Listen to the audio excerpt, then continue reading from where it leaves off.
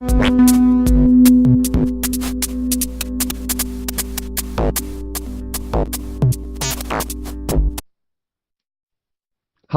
Internet.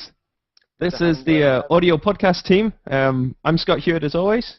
I'm Samuel Freeman, and Adam Yanch is listening in because he's actually at work today, so he's listening in but not contributing. That's fine. That's all good. We've spoiled his skiving work, though. There, that's very harsh of us, you know. Yeah. I don't often use Twitter these days, but I put a tweet out to say we were setting up the list, and he said, "Oh no." I suggested he use the comment section on the new website to add stuff later, but he's here, and maybe he'll do that. Who knows? He's probably That's very cool. Smiling now. Anyway.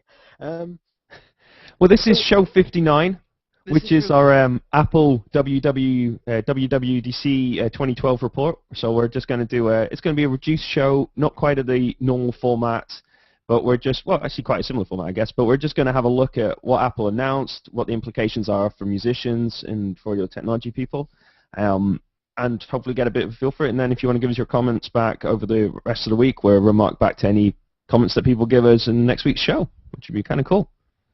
So this is show 59. Oh, and what's the date? It's Wednesday the 13th of June. There we go. That's cool. Sam, do you want to start us off? Okay, so Pros have Retina displays. That's the main thing. So it's going to be a 15.4-inch display, and what else is new on them? They've got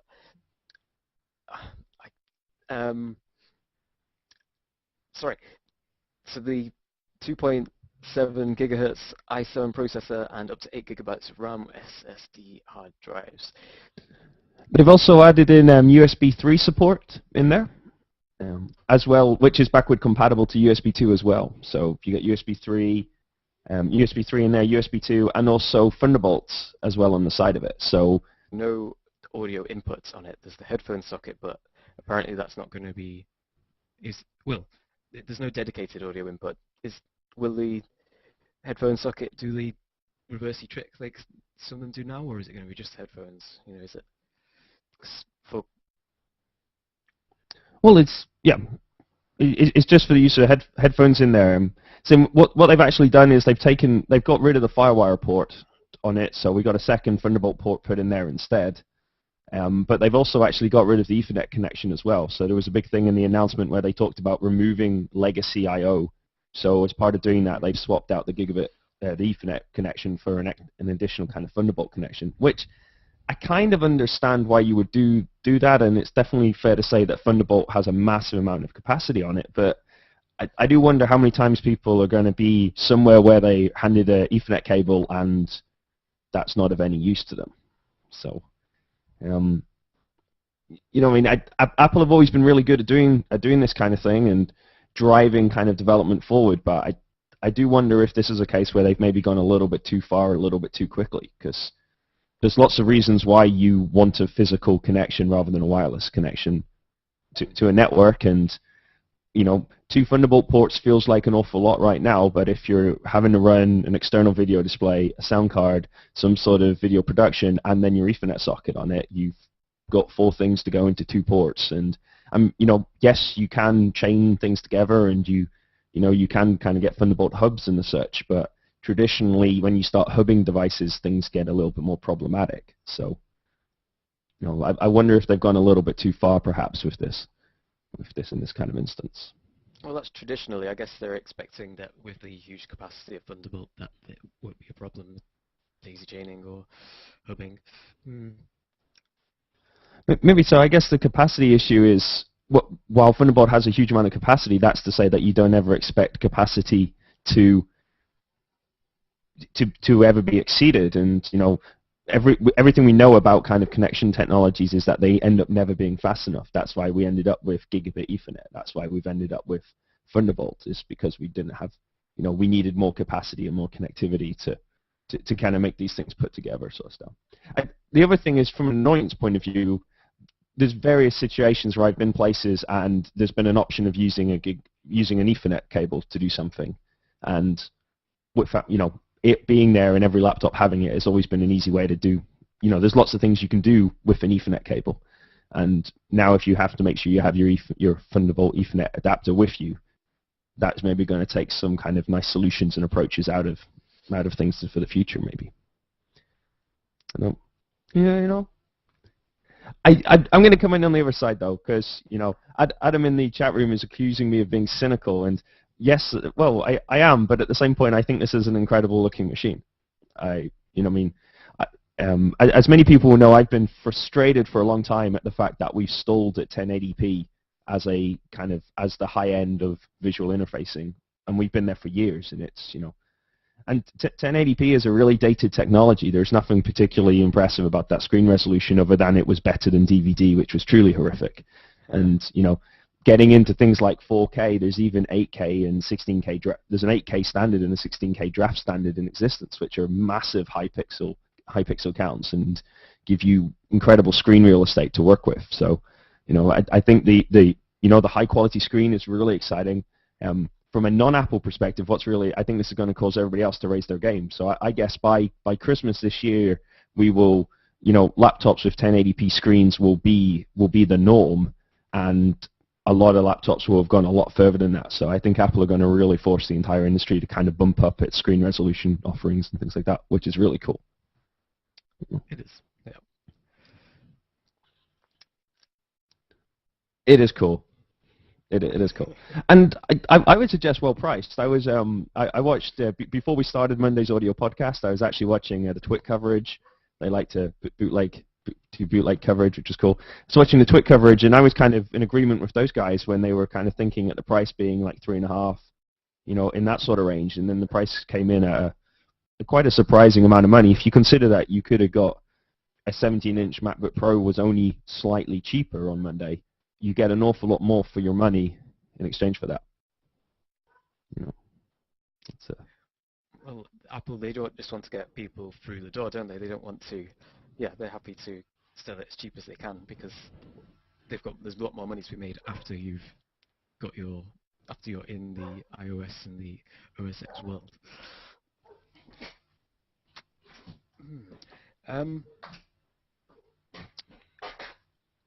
So hang on. I suppose we should stick to the order of the notes. Well, we should do indeed. That's why they're there. That's why they're there. Yep. So the next item, this has been a long-time listeners of this show will remember that we raised this question months ago, whether the MacBook Pro is to die or not, and it's been an ongoing argument, and it has a two-stage answer, which we'll cover in two different parts of the show, I guess. But the first thing is that the MacBook Pro the Mac Pro, not the MacBook Pro, the Mac Pro didn't die, and actually received an update. So it didn't die. Yay, I guess. Yay.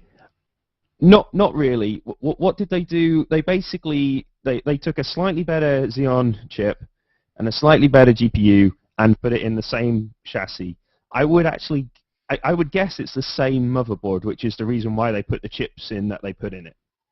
So it's fair to say that these boxes are still more capable.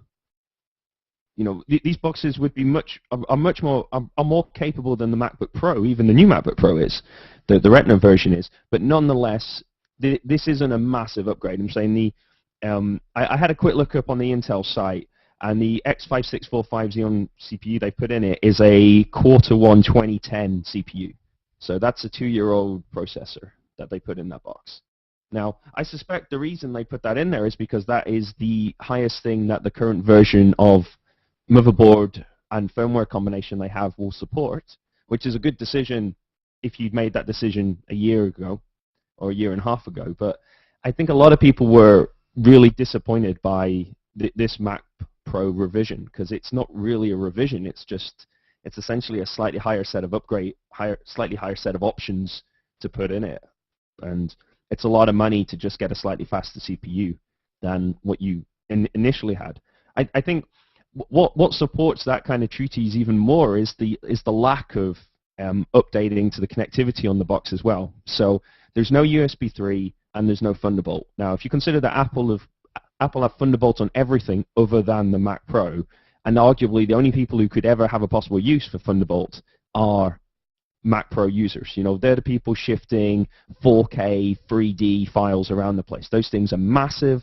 It'd be awesome to be able to fire them down a Thunderbolt connection. They'd have a real use for that technology, but it's not available on the Mac Pro yet. It's not there. And Apple have done, you know, this minor revision, which they didn't even mention in the keynote. It wasn't in the keynote. It just appeared on when the new site came live. It was there. What does it, what does that say about it? And I think we're, you know what I mean? Well, we keep alluding to it, so I just want to jump to it. So on the side of this kind of disappointment in the community that went around there, there was actually an email sent out from Apple to the Facebook group, which has been campaigning for clarity about the position on the Mac Pro. And they confirmed in that email that there will be new Mac Pros in 2013. So I think that's cool that there's going to be new Mac Pros around. And in the email, they point out themselves that they actually consider the MacBook Pro with the Retina display MacBook Pro to actually be a viable swap for everybody who is using a Mac Pro anyway, which kind of surprised me they didn't kill it, because the minute they listed that Mac Pro, the minute they went through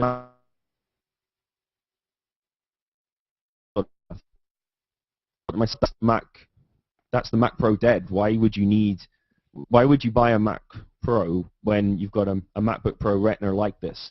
Because the beauty of Thunderbolt is it's essentially a PCI Express extension on the side of your hardware. So you can buy enclosures with Thunderbolt connectivity on them and put into them, you know, PCI Express cards if you want to, or storage arrays and things like that. So I'm kind of surprised they have confirmed there being a new Mac Pro coming next year. And to be honest, I kind of think I'll see it when I believe it. But I know that they're committed, and I know they've been the mainstay of the company for its darkest times. But you know, Apple's a commercial entity. I don't know if they're really that interested in looking after those people for that much longer. What do you think, Sam? I think that, well, when you say about what they're interested in the commercial aspects, like some of the numbers I've seen thrown around are that there's 400 million accounts on the App Store. That's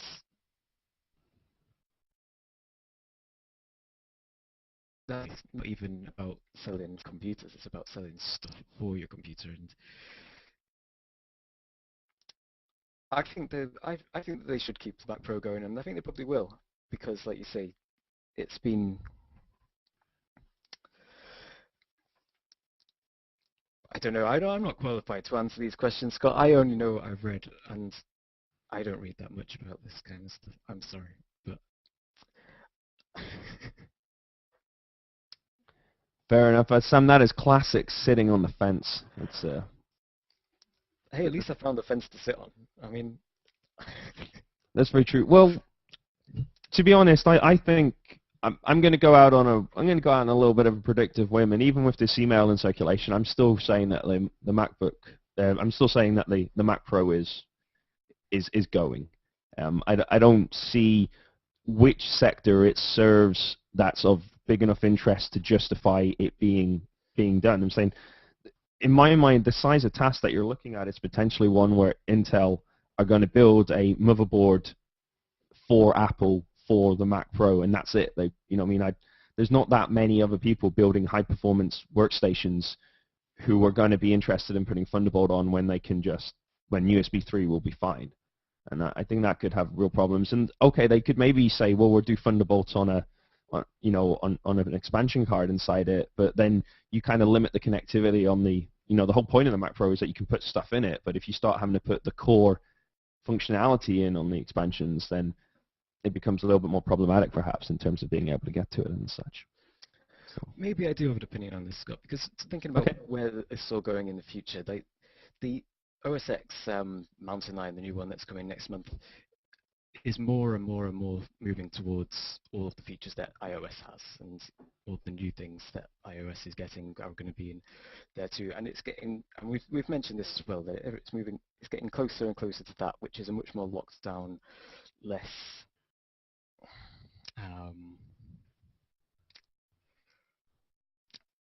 I was going to say less creator oriented, perhaps, it's definitely becoming more and more of a consumption device. And so maybe they're going to just keep the Mac Pros going quietly in the background, and at some point you won't be able to make anything on your MacBook. You won't be able to create programs because it'll be all like wonderful, powerful, but they'll have reduced the ability to be independent upon it without jumping through the loops they want so much that they'll have to have another platform for the people creating the programs that other people are buying. I don't know. That's a vague idea of how I feel about this kind of stuff. I don't really know. So, yeah. Oh. Oh. Well, we'll have to see and see what happens. You know, I don't like being kind of non-committal, so I like to make a bold statement and see what happens. You know, it's more exciting. Well, yeah. I mean, this has all come at the same time.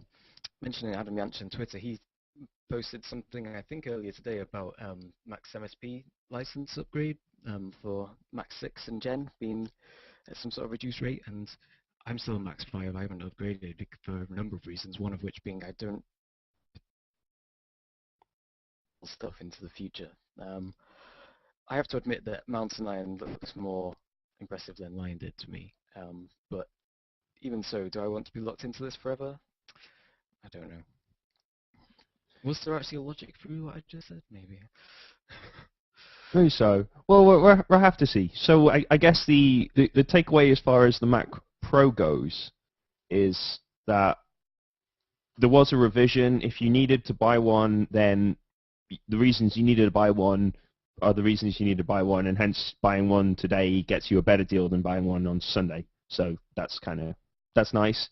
In terms of long-term commitment to that form, I think there's a lot of question marks still about what Apple are going to do with that.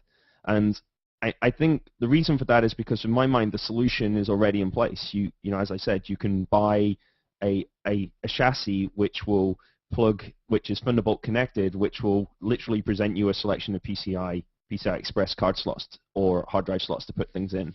Now, with that available, I think there's very few screen in place. So by the time you've added a screen onto it, and the only screen option you've really got is a cinema display if you want the high pixel situation, you're looking at spending twice as much money for a Mac Pro to get you to the same kind of level that the MacBook Pro Retina will put you at immediately, and then you be adding extra bits in. So I think that shows you how niche a market it is, but also how much of a breakthrough the MacBook Pro Retina really is in terms of pricing and capability in a mobile platform, which is cool. Let's keep going. Let's move on. Okay. I guess our final kind of pro laptop, and then we'll go and have a look at the new MacBook Airs. But the other thing that obviously wasn't announced but did happen is the 17-inch MacBook Pro is gone and no longer exists. Will we miss it? I won't. I have some friend. I have a friend who uses it. Who uses one, and he speaks very highly of its massive screen. To me, it just seems very big and very bulky, and it's something I'd never want to carry around. Why is it gone? Why is it gone? I'd like to guess why it's gone, which is probably to do with the fact that a 17-inch MacBook Pro with a Retina screen is probably would be very expensive, and they didn't want to have that as the thing. I'm saying, and the 17-inch has traditionally been the highest performance model, so I suspect it's all kind of integrated in there that they when I get that. I'm not going to do the sums in my head, but I suspect that I wonder if the 17-inch screen would actually then be considered as a Retina display, because it might actually be a little bit too big for the pixel count. But I'm not going to do that in my head. But those kind of things. But it's gone. The 17-inch is gone. So the cool feature is if you did want a 17-inch one, then if you go have a look around the kind of third-party resellers, you'll probably find you can get a good deal on one, because they'll be end-of-lifing them as fast as they possibly can. So might be an opportunity to get your final 17-inch one nice and cheap. What's next? Well, the Thunderbolt adapters. I mean,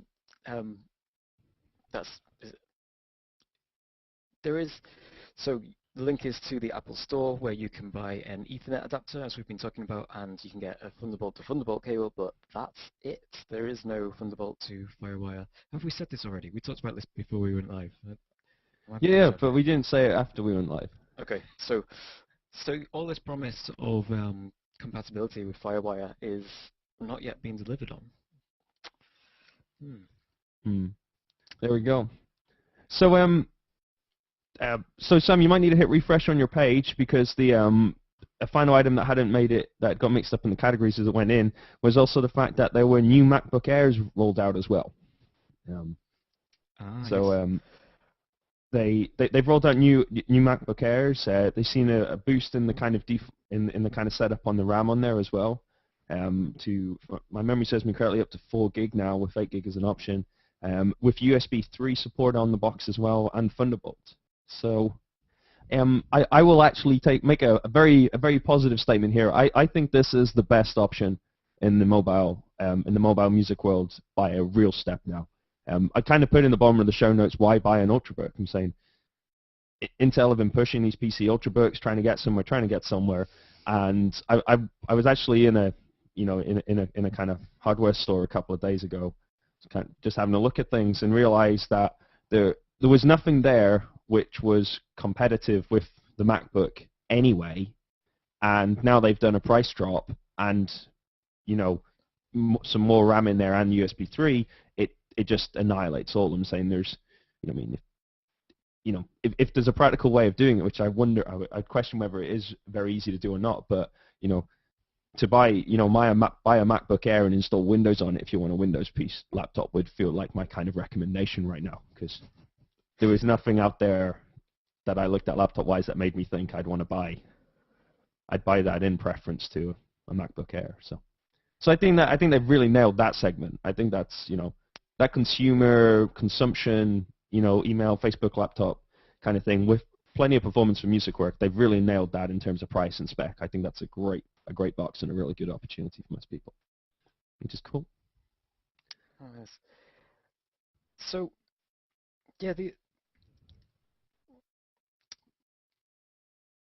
assumption through all of these things is that you're using multiple Apple devices, that you've got your laptop, whether it's going to be a MacBook Air or a MacBook Pro, and they're the only two options now, aren't it?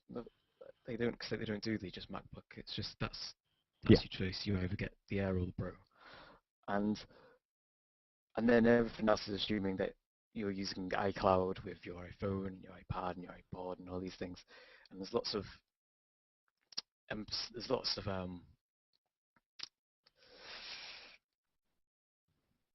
seems to be lots of talk about the integration between these things. Maybe the only thing going for PC laptops is people who are just philosophically object to the whole Apple thing. I, I think that in the past there was a lot of playing from Apple on the distinction between Microsoft things, Windows, and I think, and yeah, like people that don't like Apple really don't like Apple. It used to be that that you'd come across people who would either not care or really love Apple, but now it seems to be people either don't care or they really hate Apple. I don't Mm. know. I don't Ooh. So let's. I think that's us covered the major bits. Obviously, iOS 6 was announced, which I didn't think there was anything particularly kind of interesting in terms of audio application sort of use there. I'm sure we'll see some exciting new apps coming out which will take advantage of those features, and we'll see them as well. 10.8 was confirmed as being out in July, so obviously when it rolls, we'll have a closer look at 10.8 as well and have some opinion on that as well, no doubt. So that'd be kind of cool. See how long it takes for Avid to support 10.8. That'd be nice. I could do another one, a weekly countdown for that maybe. Once again, that'd be kind of fun. So shall we head into the plunder, which Sam, you found us some Well, yeah, WWDC plunder. This is an incredible effort. this shows how this is what I was most interested in. Looking for coverage. People have been talking about this. A lot of it was real time, so you had to pile through loads and loads of people filling in between facts. But there was one particular thread of live updates which I quite liked. It started out with keynote was about to start. Apple CEO Tim Cook is being carried on stage Cleopatra style by 6 shirtless muscle men. Provocative.